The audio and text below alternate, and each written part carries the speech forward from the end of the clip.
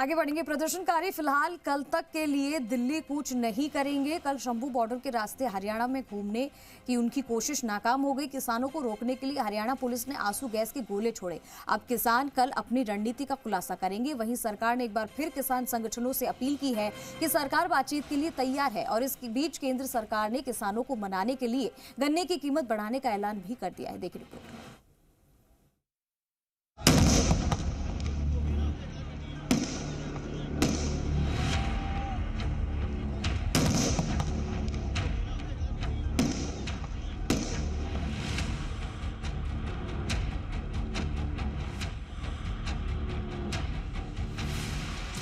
2 दिन के लिए थमा दिल्ली कूच। कल ऐलान, क्या होगा अगला प्लान? प्रदर्शनकारी वैसे तो लोकतंत्र की दुहाई देकर दिल्ली कूच का दावा कर रहे थे, लेकिन उनकी प्लानिंग कहीं से भी लोकतांत्रिक नहीं दिखी।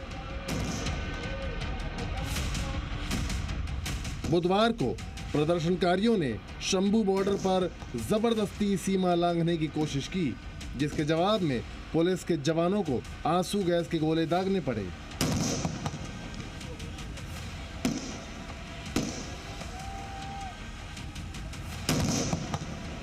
प्रदर्शनकारी बार बार बॉर्डर पर आ रहे थे और पुलिस उन्हें खदेड़ रही थी। शंभू बॉर्डर पर 10,000 से ज्यादा प्रदर्शनकारी डटे हुए हैं। दिन में जेसीबी, गड्ढा खोदने वाली पोकलेन मशीन लेकर आ गए थे। उन्होंने आंसू गैस से बचने के लिए स्पेशल मास्क पहन रखा था। प्रदर्शनकारियों ने पुलिस से भिड़ने की पूरी तैयारी कर रखी थी, लेकिन सुरक्षा बलों ने उनकी तैयारियों पर पानी फेर दिया। देर शाम किसान नेताओं ने दिल्ली कूच का प्लान कल तक के लिए रोक दिया है। ये देश के किसान मजदूर का अंदोलन है। अगली रणनीति अगले 2 दिनों स्पष्ट करांगे। हजे खनौरी वाली सारी घटना का जायजा ले लिया। 2 दिन दिल्ली कूच वाले मसले ते स्टे होगा, ठीक है। ओदे विच गाहां की फैसला लेना लियांगे। वहीं सरकार प्रदर्शनकारियों और किसान नेताओं से बार बार अपील कर रही है कि बातचीत के जरिए समाधान निकालने की कोशिश करें। सरकार उनके साथ बैठक करने के लिए तैयार है। हम पहले भी वार्ता के लिए राजी थे, आज भी हैं, आगे भी रहेंगे। हमें उसमें कोई दिक्कत नहीं। हमारे भाई हैं, अन्नदाता हैं। आज भी हमारा एमएसपी दुनिया भर में अगर देखें तो सबसे ज्यादा में से एक है। हमने यूपीए सरकार से दाम भी लगभग दुगने और खरीद भी दुगने से ज्यादा करने का काम किया। प्रदर्शनकारियों ने 2 दिन के लिए दिल्ली कूच रोक दिया है। अब किसान नेता और सरकार आगे क्या रणनीति अपना सकते हैं, उसके विकल्प देखिए। किसान नेता सरकार के साथ 5वें दौर की बातचीत करें।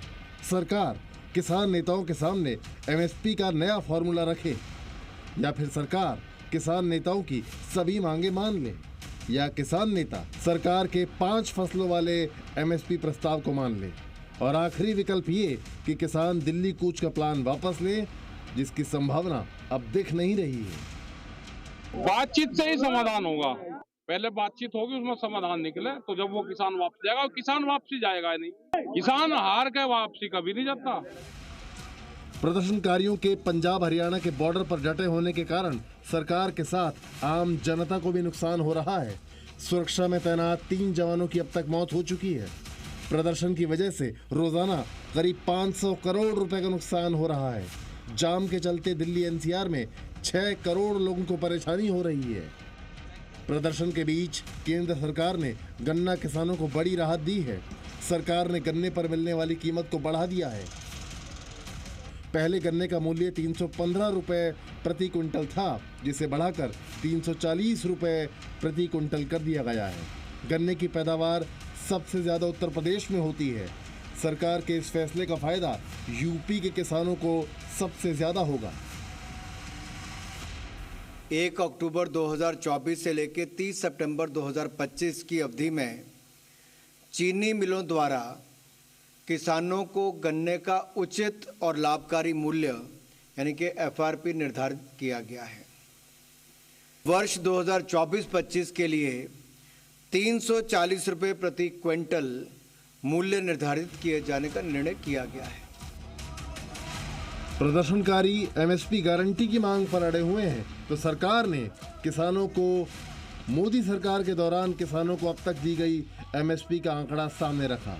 केंद्रीय मंत्री अनुराग ठाकुर के मुताबिक यूपीए सरकार के 10 साल में एमएसपी पर 5.5 लाख करोड़ रुपए खर्च किए गए, जबकि मोदी सरकार ने 18,39,000 करोड़ रुपए खर्च किए हैं, जो कि पिछली सरकार से 3.5 गुना ज्यादा है।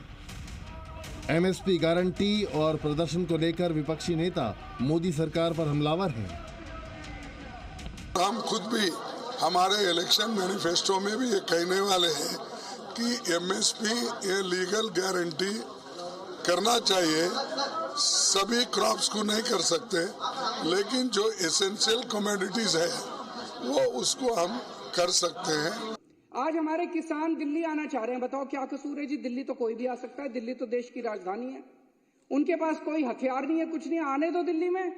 हमने भी तो रामलीला मैदान में आंदोलन किया था, रामलीला मैदान दे दो, बैठ जाएंगे बेचारे। किसानों को नहीं आने देते, ना उनकी फसलों का दाम। वो क्या मांग रहे हैं? वो कह रहे हैं कि हम जो फसल पैदा करते हैं हमें अपनी फसलों का पूरा दाम मिलना चाहिए। बिल्कुल मिलना चाहिए। फसलों का दाम भी नहीं देंगे, प्रोटेस्ट भी नहीं करने देंगे।